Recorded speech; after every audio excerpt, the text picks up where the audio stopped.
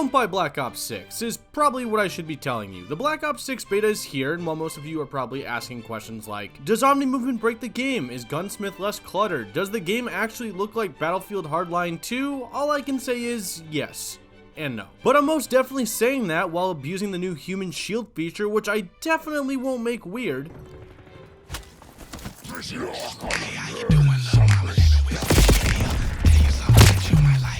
I love that Treyarch added proximity chat to this feature, by the way. Like, the second they even announced the fact they did, Treyarch also added this be nice comment at the bottom of their post. Like, even Treyarch is basically saying, we know what you're about to do with this thing, so don't make this a mistake like the whole custom emblems feature. Don't get me wrong, the odds of getting or even being a meat shield is like 1 in a million. I played for a little over 10 hours and saw someone do it at least one time, and I was that one time. And that honestly might be because it's just super wonky. Like, you need to double tap your melee button, which, like, more often than not, with this fast-paced nature of the game, ain't nobody got time for that. Can you stop screaming? I'm trying to count the bullets hitting your corpse. The Black Ops beta comes with a lot, giving us an early look at the full-fledged game coming out in October. Weapons, operators, maps, and a fully functional anti-cheat.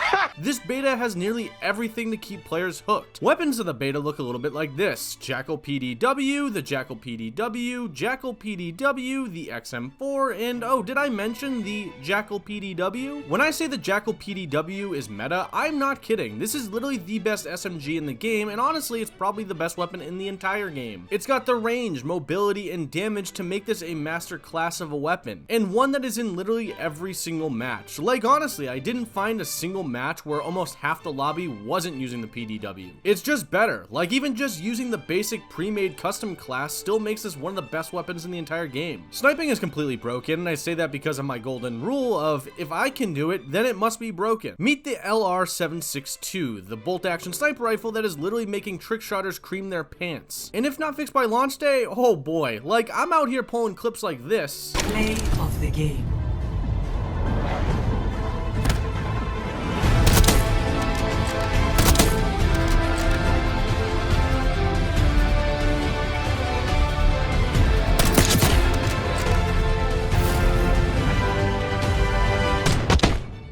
I know, hard scoper, but something about this just don't feel right, Chief. The XM4 is by far my favorite AR. Once I got a sight in the game twist barrel, I was putting out some of the best games of my life, but I also got some enjoyment from the AK. Oh, 1 second. Sorry about that. I had shit on my screen, wanted to make sure I got rid of it. Operators are pretty cool. Like, each of them comes with a random animation when you hover over them. Like, West Point is just out here doing pull-ups. Jesus, what is that? Stone, Bell, comes in all badass riding an ATV, and Peter Poole from the right angle is doing a come at me bro. Side note, from all the betas I've played, I don't think I remember a time when Activision pushed their Vault Edition this hard. Like building a class, hey, we got a Vault Edition. Checking out operators, hey, remember that Vault Edition? Actively playing a game of multiplayer, hey, just want to make sure you remember we have a Vault Edition. Like, I get it, people are willing to spend the money on this garbage, and I know I should be a good role model, but I can't help but see the players that bought this Vault Edition showing off their fancy skins and say, call the names! The custom class system looks a lot cleaner than the confusing mess we've gotten over the last couple titles. It looks more like the traditional system we've seen in the past. Perks operate the same but different. You get your perks 1, 2, and 3, except if you choose, say, all red perks in those slots, you'll get access to a specialty, which provides certain bonuses. One I've noticed people tend to like is Recon, which basically gives you an aimbot for a short time after you spawn. Fun. You also have your traditional tactical and lethal, with the best lethal being the mini nuke,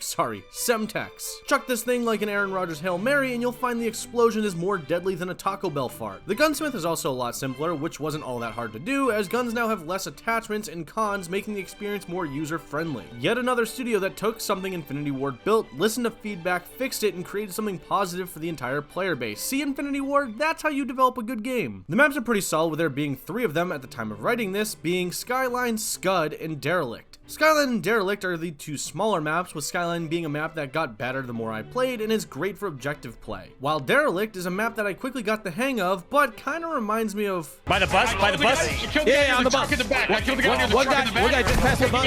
Flashing by the red truck. One shot in your truck. Is it the red one or the white one? Scud, which is the larger map, is fine. People like to camp as hard as they can around the satellite, and it's great for ARs. I know I've thrown a lot of information out there, so I kind of want to just take a quick break. They're taking C. Taking Bravo underway. We're losing Charlie. Taking A. Bravo down.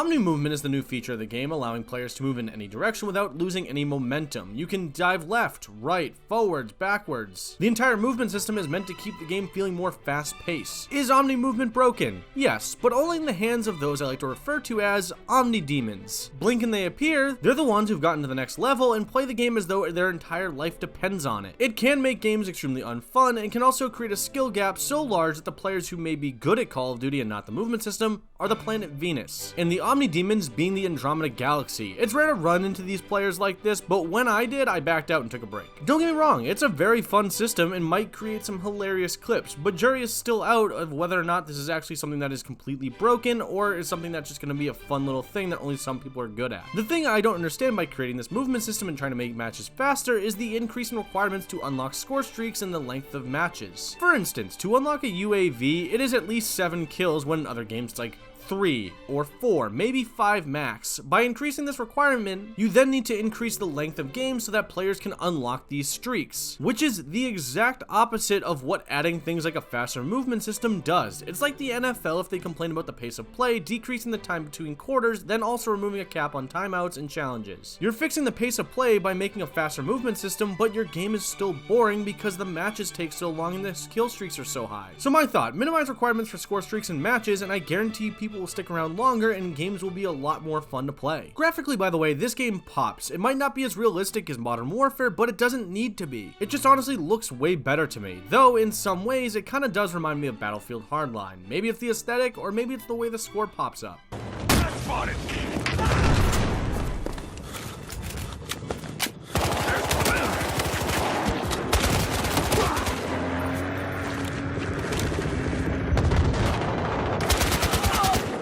Tack on. Give me a UAV.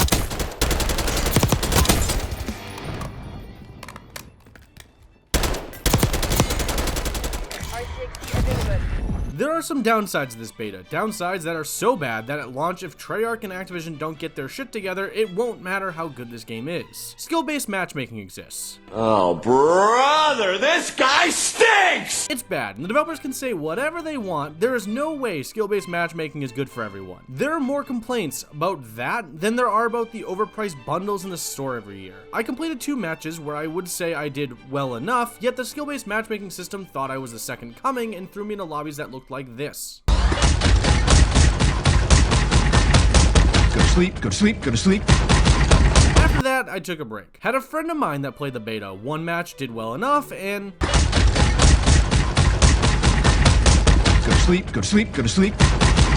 what happened? They uninstalled the game. It can be that bad. I get it, you want to protect the bad players, but there has to be some sort of middle ground. Data be damned. In a beta of all places, you think they wouldn't even want this in the game. And don't get me wrong, after goofing around and experimenting with some of the weapons, it balanced out, I guess, but man, there's gotta be some change with this. Hackers exist in the beta, which is absolutely hilarious. Shout out T-Mart, not T. Martin, for sending me this clip from Warzone Meta. Having played a few matches, it's clear that there are cheaters in the game, and that's a massive problem because Activision, since the addition of crossplay, has done a really bad job at finding a way to combat cheaters. Sure, they may find some goofy ways to give them some sort of karma, but they continue to come back every time. Point being, they need to make the anti-cheat better, because if hackers and cheaters are existing within this beta, a very small dose of the player base, imagine what it's gonna be like when the game finally launches. And it's also been like 5 fucking years. You'd think they'd figure this out at some point. Other than those 2 issues, the Black Ops beta is fun. Yes, it might be a mess right now with the skill-based matchmaking, hackers, latency, frame rate drop problems, and weapon balancing, but again, it's fun. From what I'm playing in the beta, there's potential with this game. Which now opens up the questions, should you buy Black Ops 6? I'd at least try the beta once it inevitably goes open. Do I think Treyarch cooked? I can't answer that right now. Because while I might find it enjoyable now, who knows what the full-fledged game will look like on day 1 or a month in. This franchise over the last few years has literally shown time and time again they are incapable of releasing a quality game. So again, while I might be enjoying it now, who knows what it'll be like when it finally launches. I mean, they could literally fix nothing and the final product could look like